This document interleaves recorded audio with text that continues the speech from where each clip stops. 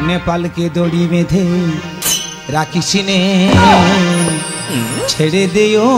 জামিনে नेपाल के दड़ी बेঁধে রাখিস নে ছেড়ে দিও জামিনে কি দোষ করেছে এই নেপাল কি দোষ করেছে এই নেপাল গরুর মতো আর টানিস নে नेपाल की दड़ी बेঁধে রাখিস নে ছেড়ে দিও জামিনে ছেড়ে দিও জামিনে ও পল্টুর মা